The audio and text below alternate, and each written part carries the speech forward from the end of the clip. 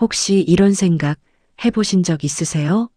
아침에 눈을 떴는데 나한테 안녕하고 인사해줄 사람이 단 한 명도 없는 거예요. 전화기를 집어들었는데 먼저 연락할 사람이 없고 밥을 차려도 같이 먹을 사람이 없고 몸이 아파도 병원 데려다 줄 사람이 없는 거예요. 오늘 제가 소개해드릴 박씨 어르신 68살이세요. 매달 통장에 들어오는 돈, 연금 딱 84만 원. 5년 전에 아내분을 먼저 하늘로 보냈고 두 자식은 지금 연락이 끊긴 지 3년이 넘었어요. 경기도 외곽 단칸방에서 혼자 살아가시는 어르신의 하루를 오늘 제가 그대로 보여드릴 겁니다. 이거 남 얘기 아니에요. 지금 이 순간 대한민국 어딘가에서 박씨 어르신처럼 살고 있는 분들이 150만 명이 넘어요. 그리고 오늘 영상 끝부분엔 지금 당장 하나라도 바꿀 수 있는 현실적인 이야기까지 드릴 거니까 절대 끄지 마세요. 이 영상 끝까지 보셔야 합니다. 이 채널이 처음이신 분들 반갑습니다. 저는 시니어 여러분의 진짜 이야기를 담는 이 채널을 운영하고 있어요. 매번 영상 올릴 때마다 느끼는 건데 여러분이 남겨주시는 댓글 하나하나가 저한테는 정말 큰 힘이 돼요. 혹시 이 채널이 마음에 드셨다면 구독 버튼 한 번만 눌러주세요. 좋아요랑 알림 설정까지 해주시면 이런 진심 담긴 영상을 제일 먼저 받아보실 수 있어요. 강요가 아니라 진심으로 드리는 부탁입니다. 오전 5시 40분 경기도 어느 소도시 외곽 낡은 빌라 반지하 방 안에 알람 소리가 울립니다. 박씨 어르신은 이미 깨어 계세요. 사실 제대로 주무신 게 아니에요.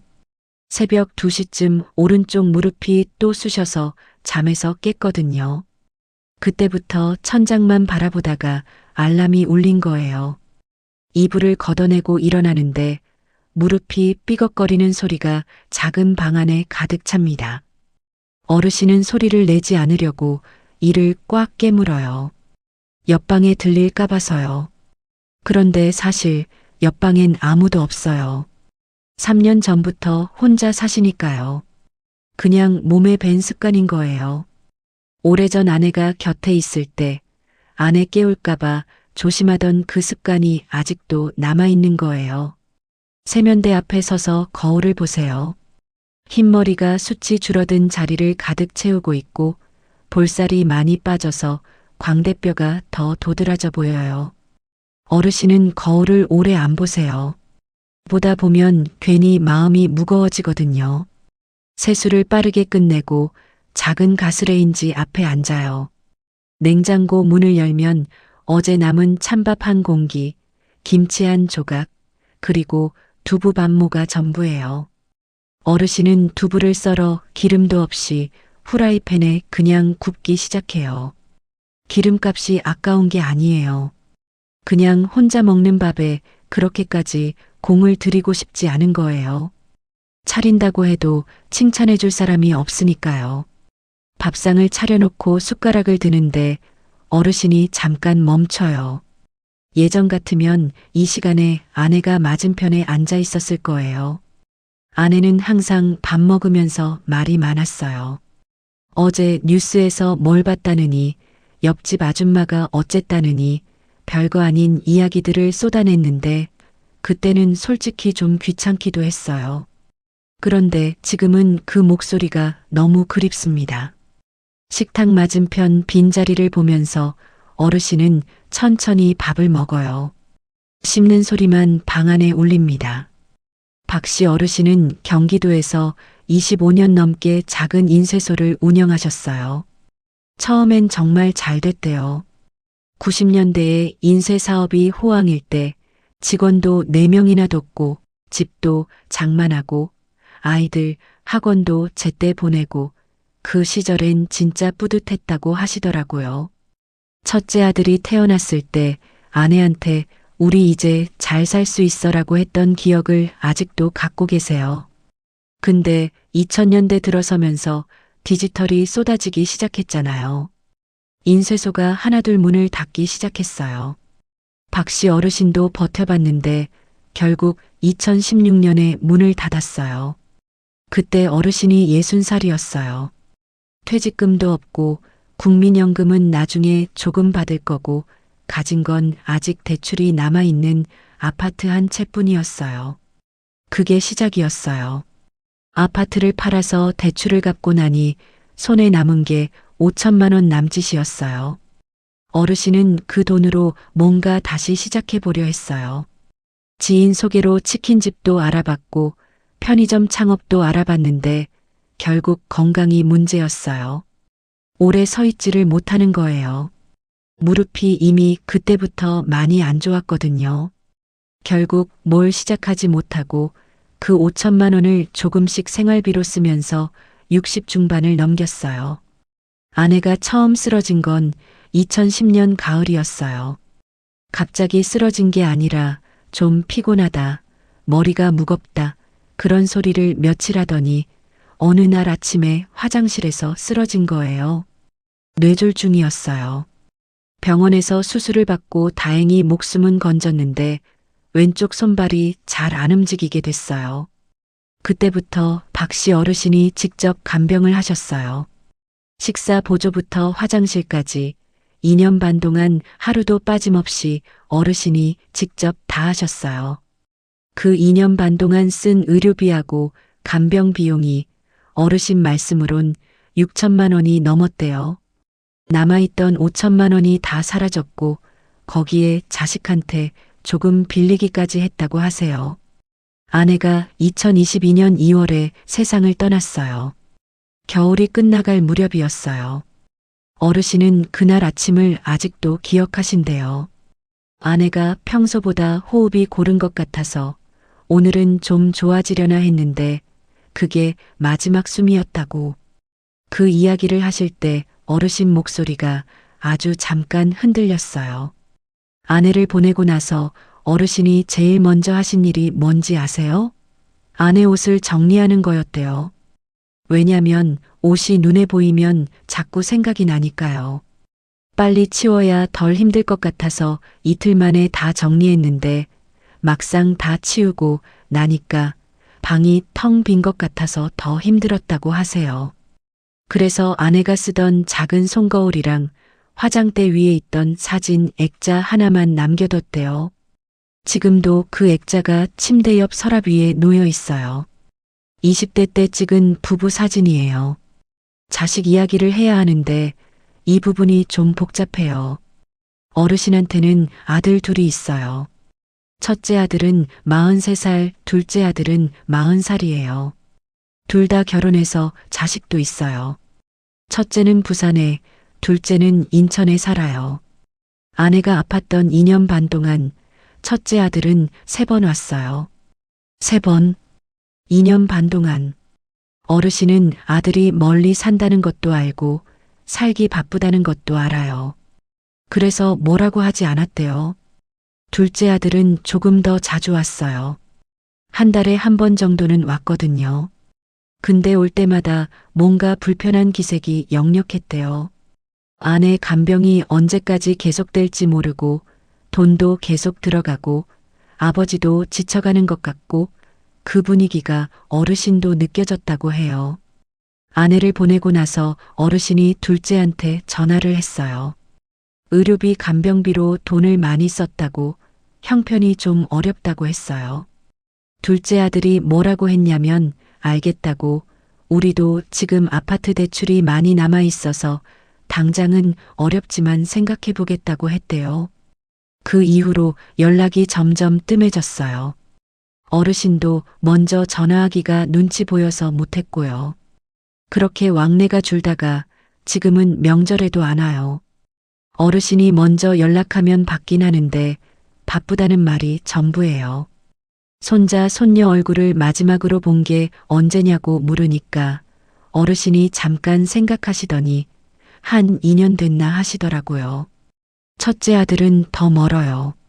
아내 장례식 때 왔다가 그 이후로는 생일 문자 하나 없어요. 어르신이 왜 그렇게 됐는지 모르겠다고 하시면서도 어쩌면 안다고도 하세요. 인쇄소 할 때 아이들 교육에 제대로 못 해줬던 것, 젊을 때 돈 버느라 가정에 소홀했던 것, 그런 게 쌓인 거라고. 근데 그게 이런 식으로 돌아올 줄은 몰랐다고 하시더라고요. 그 말씀하실 때 어르신이 창밖을 보셨어요. 뭔가를 삼키는 것 같았어요. 어르신 지금 사시는 반지하방, 보증금 300만 원에 월세 35만 원이에요. 처음에 이 집 구할 때 아들한테 보증금 조금만 보태달라고 했는데 어렵다고 해서 어르신이 갖고 있던 마지막 돈에서 쓰셨어요. 지금 어르신 통장 잔고가 얼마냐고 물으니까 웃으면서 영업 비밀이라고 하시더라고요. 그 웃음이 너무 쓸쓸했어요. 어르신 수입의 전부는 국민연금 84만 원이에요. 여기서 월세 35만 원을 내면 49만 원이 남아요. 관리비가 한 4만 원 정도 나오고 통신비가 2만 5천 원, 건강보험료가 3만 원이에요. 이걸 다 빼면 손에 남는 게 한 달에 딱 39만 5천 원이에요. 이걸로 식비하고 교통비하고 의료비하고 기타 생활비를 다 쓰셔야 해요. 어르신이 하루에 쓸 수 있는 식비가 얼마냐고 계산해 봤더니 하루 6천 원이 안 돼요. 6천 원으로 세 끼를 먹어야 해요. 근처 재래시장에서 제일 저렴한 걸 골라서 삽니다. 두부 한 모에 1,500원, 계란 한 판에 5,500원, 냉동 명태 2마리에 2,000원, 배추김치는 직접 담그시거나 반찬 가게에서 제일 작은 걸 사세요. 제육볶음이나 삼겹살은 한 달에 한두 번 정도만 드신대요. 그게 이달의 외식이에요. 어르신이 시장을 걷는 모습을 보면 걸음이 느려요. 무릎이 안 좋아서 많이 걸으면 통증이 와요. 그래서 한번 나갈 때 최대한 많이 사놓으려 하는데 혼자 드시는 거라 많이 사봤자 상해요. 그래서 소량씩 자주 사셔야 하는데 그러면 교통비가 더 들어요. 이게 딜레마예요. 어르신이 이야기해 주시는 이 계산들 들으면서 저도 모르게 숨이 막혔어요. 이게 하루하루 삶을 버티는 어르신의 수학인 거잖아요. 병원 이야기를 해드려야 할 것 같아요. 어르신은 지금 무릎 관절염하고 고혈압 2가지 지병이 있으세요. 무릎은 정형외과를 한 달에 한 번은 가셔야 하는데 가까운 곳이 없어서 버스를 2번 갈아타야 해요. 왕복으로 1시간 반 정도 걸려요. 진찰비에 약값까지 하면 한 번에 2만 5천 원에서 3만 원 사이가 나와요. 고혈압 약은 동네 내과에서 받는데 이건 조금 더 가까워요. 문제는 무릎이 많이 아플 때예요. 주사 맞으면 훨씬 낫다고 하는데 주사 한 대가 5만 원이에요. 어르신은 그 5만 원이 아까워서 주사를 잘 안 맞으세요. 좀 더 참아보다가 진짜 못 걸을 정도가 되면 그때 맞는데요. 의사 선생님이 그러면 안 된다고 주기적으로 맞아야 한다고 하는데 돈이 없으면 의사 말을 지킬 수가 없는 거예요. 이게 현실이에요. 버스를 기다리는 정류장에서 어르신을 보면 주머니에 손을 넣고 조용히 서 계세요.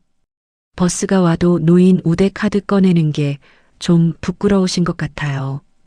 당당하게 꺼내시면 되는 건데 괜히 남들 눈치가 보인다고 하시더라고요. 젊을 때 항상 남을 도와주던 사람이 이제 지원을 받는 입장이 되니까 그게 마음이 불편하신 거예요. 그 마음이 얼마나 복잡할지 저는 다 알 수 없지만 그냥 가슴이 먹먹해졌어요. 병원 대기실에서 어르신이 앉아 계실 때 옆에 보호자랑 같이 온 어르신들이 많아요. 아들, 딸이 데려다 주는 분들도 있고 배우자가 같이 온 분들도 있어요. 박 씨 어르신은 항상 혼자예요. 진료 끝나고 의사한테서 설명을 들을 때도 혼자 들어요. 나중에 기억이 잘 안 나기도 하고 뭘 물어봐야 할지도 헷갈리는데 옆에서 같이 들어줄 사람이 없으니까 그냥 끄덕끄덕하고 나오게 된다고 하세요. 이 얘기를 들었을 때 저는 이게 단순히 경제적인 문제가 아니라는 걸 다시 한번 느꼈어요. 돈이 없는 것도 힘들지만 곁에 아무도 없다는 게 그게 훨씬 더 크게 어르신을 무너뜨리고 있었어요. 어르신의 하루가 어떻게 돌아가는지 좀 더 구체적으로 들어볼게요. 아침 6시쯤 식사를 마치면 어르신은 좁은 방 안에서 간단하게 몸을 풀어요. 무릎 때문에 걷기 운동도 맘대로 못 하시거든요. 유튜브에서 어르신들 스트레칭 영상 찾아서 따라 하신대요. 핸드폰 하나로 세상을 연결하는 거예요. 그게 하루 중 제일 활기찬 시간이에요. 오전에는 주로 집에 계세요. 날씨가 좋으면 빌라 앞에 나와서 잠깐 햇빛을 쬐기도 하시는데 반지하 방이라 낮에도 어두컴컴하거든요. 창문을 열면 바로 사람들 발소리가 들려요. 지나가는 사람들 신발 밑창이 눈높이에 있어요. 어르신은 그게 처음엔 좀 서글펐는데 이제 익숙해졌다고 하세요. 그 말이 더 서글펐어요. 점심은 간단하게 드세요. 라면이나 계란 후라이 같은 것들이요. 라면은 한 봉지에 800원이니까 가성비가 좋다고 하세요. 근데 의사가 나트륨 때문에 라면 줄이라고 했거든요. 그래서 요즘은 물을 2배로 넣어서 끓인대요. 그러면 조금은 덜 짜다고. 이렇게 현실적인 절충안을 스스로 찾아가시는 거잖아요. 오후에는 동네 노인복지관을 가끔 가세요. 거기서 바둑이나 장기를 두시는데 거기 오시는 분들 중에 비슷한 처지의 어르신들이 많대요. 거기서 만나는 분들이랑 이야기하는 게 하루 중 제일 말을 많이 하는 시간이에요. 근데 복지관도 걸어서 20분인데 무릎이 안 좋은 날은 못 가요. 그럼 그냥 집에서 종일 혼자 계시는 거예요. 어르신이 제일 힘든 시간이 언제냐고 물었더니 밤이라고 하셨어요. 특히 비 오는 날 밤이요. 빗소리가 반지하 창문을 두드리는 소리가 나면 그냥 이상하게 옛날 생각이 많이 난다고 하세요. 아내랑 같이 비 맞으며 걷던 날들, 아이들이 어릴 때 온 가족이 여행 갔던 날들, 인쇄소가 잘 되던 시절에 술 한잔 하면서 이 정도면 성공한 거지 했던 날들. 그런 기억들이 막 올라온다고요. 그러면 잠이 안 온다고. 어르신이 이런 말씀을 하셨어요. 아픈 것보다 더 무서운 게 뭔 줄 알아요? 아무도 모르는 거예요. 내가 오늘 아파서 쓰러져도 아무도 모른다는 거. 이틀, 사흘 지나야 누가 이상하다는 걸 알겠지. 그게 제일 무서워요. 이 말을 들었을 때 저는 한동안 아무 말도 못했어요. 이게 얼마나 크고 무거운 공포인지 겪어보지 않은 사람은 감히 상상하기도 어려운 거잖아요. 실제로 통계를 보면 대한민국에서 혼자 사시는 65세 이상 어르신이 2024년 기준으로 190만 명을 넘어섰어요. 10년 전에 비해서 2배 가까이 늘어난 숫자예요. 그리고 이분들 중에서 고독사로 발견되는 경우가 한 해에 3,000건이 넘어요. 3,000명이에요. 하루에 8명 꼴이에요. 이 중에서 60대 이상이 전체의 70%가 넘고요.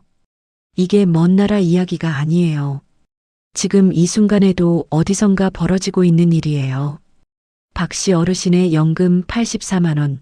이게 어떤 의미인지 조금 더 풀어서 이야기해 드릴게요. 어르신이 국민연금을 받으시는 건데 25년 인쇄소 운영하면서 국민연금을 꾸준히 내셨어요. 그 결과가 84만 원이에요. 국민연금 평균 수령액이 2024년 기준으로 65만 원 정도거든요. 그러니까 어르신은 평균보다는 조금 많이 받으시는 거예요. 근데 이게 한 달 생활비의 전부인 거잖아요. 주거비, 식비, 의료비, 교통비, 통신비, 이 모든 게 84만 원 안에서 해결돼야 해요. 기초연금을 왜 못 받냐고요? 어르신이 예전에 인쇄소 명의로 됐던 건물 지분이 아직 소득 인정액 계산에 들어가는 것 같다고 하시던데 정확한 건 어르신도 잘 모르세요. 그냥 신청했더니 안 된다고 했다고요. 어떤 기준으로 계산되는지, 어떻게 하면 받을 수 있는지 누가 친절하게 설명해 준 적이 없다고 하세요. 이런 정보 격차가 어르신들을 얼마나 힘들게 하는지 정말 안타까운 부분이에요. 사실 어르신처럼 기초연금을 받지 못하고 있는 분들 중에 제대로 된 상담 한번 받았으면 받을 수 있었을 분들이 꽤 계세요. 기초연금 소득 인정액 계산 방식이 복잡하거든요. 금융재산, 부동산, 자동차 등을 다 합산하는데 어르신들이 이걸 혼자 계산하기가 정말 어려워요. 주민센터에 가서 상담을 받아보시면 생각보다 받을 수 있는 경우도 많아요. 어르신들 혼자 포기하지 마시고 꼭 한 번은 상담을 받아보셨으면 해요. 박 씨 어르신도 이걸 몰랐던 거예요. 그냥 안 된다고 했으니까 안 되는 거지 하고 넘어간 거예요. 어르신 세대분들은 대체로 이런 행정적인 것들에 익숙하지 않으시고 따져보는 것 자체를 불편하게 여기시는 분들이 많아요. 내가 뭔가 잘못했나, 괜히 나서서 민폐 끼치는 거 아닌가, 이런 생각을 하시는 거예요. 어르신 이야기를 하면서 자꾸 마음에 걸리는 부분이 있었어요. 자식들 이야기요. 어르신이 두 아들 이야기를 할 때 원망하는 투가 없었어요. 사실 그게 더 마음이 아팠어요. 원망이라도 있으면 감정이라도 있는 건데 그냥 체념한 것 같은 느낌이 들었거든요. 걔들도 살기 바쁜 거지 뭐하고 끝이에요. 부모로서 자식한테 짐이 되기 싫다는 마음이 그 체념 뒤에 있는 것 같았어요. 근데 이게 꼭 어르신만의 이야기가 아니에요. 지금 50대, 60대 분들 중에서 부모님한테 연락 잘 못 드리는 분들 계시잖아요. 바쁘니까, 피곤하니까, 나중에 하지 뭐 하다 보면 한 달이 지나고 두 달이 지나고 그러다 보면 어느 순간 관계가 멀어져 있는 거예요. 박 씨 어르신의 두 아들도 처음부터 나쁜 사람이 아니었을 거예요. 그냥 살다 보니 그렇게 된 거겠죠. 근데 그 결과가 이렇게 된 거잖아요. 68세 아버지가 반지하 방에서 혼자 84만 원으로 살아가는 거잖아요. 어르신이 복지관에서 알게 된 이웃 어르신 한 분 이야기를 해주셨어요. 그분은 72세인데 기초수급자거든요. 처음엔 그게 부끄러워서 아무한테도 말 안 했대요. 근데 그 덕분에 한 달에 쌀도 나오고 의료비도 거의 안 들고 각종 복지 서비스도 받는다고 하니까 어르신이 솔직히 부럽다고 하셨어요. 내가 너무 조금 받는 건지 아니면 그분이 잘 챙기시는 건지 모르겠지만 하고 쓴웃음을 지으셨어요. 이게 우리나라 복지 시스템의 현실이기도 해요. 알아야 받을 수 있어요.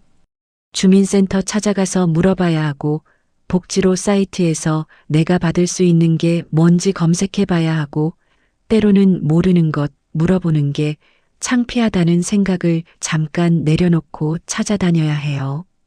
어르신 세대분들은 이걸 혼자 하기가 너무 어려우세요. 제가 이 영상을 보시는 분들한테 드리고 싶은 이야기가 여기 있어요.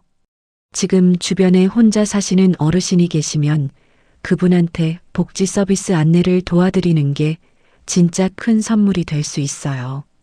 주민센터 한번 같이 가드리거나 복지로 사이트에서 대신 조회해드리거나 그게 어르신 입장에서는 몇만 원이 아니라 한 달 생계가 달라질 수도 있는 일이에요. 어르신이 요즘 제일 작은 낙이 뭐냐고 물었더니 한참 생각하시더니 저녁에 유튜브 보는 거요 하시더라고요. 주로 뭘 보시냐고 했더니 옛날 드라마나 가요 프로그램을 보신대요. 7, 80년대 가수들이 나오는 거요. 남진, 나훈아, 패티김 이런 분들 노래 들으면서 옛날 생각을 한다고요. 그때는 아무것도 없었는데 다들 즐거웠잖아요 하시면서요. 그 말씀이 참 마음에 오래 남았어요. 지금은 물질적으로 그때보다 훨씬 풍요로운 세상인데 이 어르신은 그 시절보다 덜 즐거우신 거잖아요. 저는 어르신이랑 헤어지면서 악수를 했는데 어르신 손이 많이 거칠었어요. 25년 인쇄소에서 일한 손이잖아요. 그리고 2년 반 동안 아내 병수발하면서 다른 손이잖아요. 그 손을 잡고 있으면서 이분이 정말 열심히 사신 분이구나 라는 게 느껴졌어요. 게으른 분이 아니에요. 나쁜 분이 아니에요. 시대가 바뀌는 속도에 맞추지 못했고 나이가 들면서 몸이 따라주지 않았고 가족과의 관계가 어긋나 버렸을 뿐이에요. 그런 분이 지금 84만 원으로 혼자 살아가고 있는 거예요. 통계를 한 가지 더 말씀드릴게요. 지금 우리나라에서 월 소득이 100만 원 미만인 65세 이상 어르신이 전체의 40%가 넘어요. 거의 절반이에요. 이 어르신들 중에서 혼자 사시는 분들은 그야말로 살얼음판 위에 서 계신 거예요. 의료비 한번 크게 나오면, 냉장고 하나 고장나면, 주거비가 오르면 그 살얼음이 깨질 수 있어요. 그리고 이게 먼 미래의 이야기가 아니에요. 지금 50대이신 분들 30년 뒤 아니에요. 10년에서 15년 뒤에요. 박씨 어르신처럼 인쇄소를 운영하셨던 분이 설마 이렇게 될 줄 알고 그렇게 된 게 아니에요. 누구도 이렇게 될 거라고 계획하지 않아요. 그냥 살다 보니 안 좋은 일들이 겹치고 준비할 틈이 없었고 그렇게 된 거예요. 어르신이 지금 바라시는 게 뭐냐고 물었어요. 거창한 걸 바라실 줄 알았는데 어르신이 조용히 웃으면서 이러셨어요. 한 달에 한 번만이라도 아들한테서 전화 오면 좋겠어요. 잘 지내냐고. 그것만으로도 충분해요. 그 말을 듣고 저는 집에 오는 버스 안에서 엄마한테 전화를 했어요. 아무 이유 없이 그냥 잘 지내냐고. 엄마가 놀라서 왜, 무슨 일 있어? 하시더라고요. 아무 이유 없이 연락하는 게 낯선 게 돼버린 거잖아요. 우리가 그렇게 살고 있는 거잖아요. 어르신이 이런 말씀도 하셨어요. 요즘 젊은 부모들이 노후 준비 안 하면 자식한테 짐 된다고 자꾸 이야기하는데 그게 잘못된 말은 아닌데 어른들한테 다 책임지우는 것 같아서 좀 서운하다고. 우리 세대는 아무도 가르쳐 준 사람이 없었어요. 노후 준비가 뭔지, 연금이 얼마나 필요한지 아무도 몰랐고 아무도 알려주지 않았다고. 그냥 앞만 보고 달렸는데 이제 와서 잘못 달렸다고 하면 억울하다고. 이 말씀 정말 마음에 새겨들어야 할 것 같아요. 어르신 하루의 마지막은 이래요. 저녁 8시쯤 핸드폰으로 유튜브를 보다가 잠이 드세요. 알람은 없어요. 어차피 무릎이 아파서 새벽에 깨니까요. 잠들기 전에 꼭 하시는 게 있대요. 아내 사진 한번 보는 거예요. 20대 때 찍은 그 사진 보면서 잘 잔다고 하세요. 나쁜 하루였어도 사진 보면 기분이 조금 나아진다고. 그게 하루의 마침표래요. 저는 어르신 집에서 나오면서 계단을 올라오는데 반지하 창문 너머로 희미하게 TV 불빛이 새어 나오는 게 보였어요. 거기 안에 어르신이 계신 거잖아요. 84만 원으로 아무도 없이 혼자. 근데 그 불빛이 꺼지지 않고 있다는 게 어르신이 오늘도 살아가고 계신다는 거잖아요. 그 작은 불빛이 그날따라 엄청 크게 보였어요. 이 영상을 보시면서 이게 남일이 아니다 하고 느끼시는 분들이 계실 거예요. 지금 혼자 사시는 분들, 혹은 언제가 혼자 사실 수도 있다고 생각하시는 분들, 그리고 지금 부모님이나 주변 어르신이 혼자 사시는 분들. 오늘 영상에서 제가 드리고 싶은 진짜 이야기는 여기에요. 완벽한 노후 준비보다 지금 당장 연결고리를 만드는 게 먼저예요. 연결고리라는 게 거창한 게 아니에요.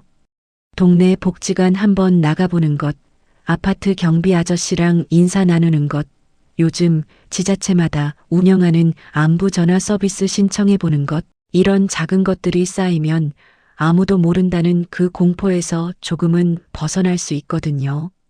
박씨 어르신도 복지관에서 알게 된 분들이 계시잖아요. 그분들이 어르신한테는 그나마 세상과 연결된 실황가닥인 거예요. 그리고 한 가지 더. 기초연금, 노인 맞춤 돌봄 서비스, 의료급여, 에너지 바우처, 이런 것들이 있어요. 내가 해당 안 된다고 포기하지 마시고 주민센터에 직접 가서 상담을 받아보세요. 담당 복지사분들이 생각보다 꼼꼼하게 봐주세요. 어르신들 혼자 판단하지 마시고 꼭 한번 확인해 보세요. 그 한 번이 한 달 생활을 바꿀 수도 있어요. 오늘 박씨 어르신 이야기 어떠셨어요? 가슴이 좀 무거우셨죠? 저도 이 영상 만들면서 여러 번 멈췄어요. 근데 꼭 해야 하는 이야기라고 생각했어요. 왜냐면 이게 숨겨진 이야기가 아니라 지금 이 순간 수십만 명이 살고 있는 현실이니까요. 오늘 영상을 보신 분들께 딱 하나만 부탁드려요.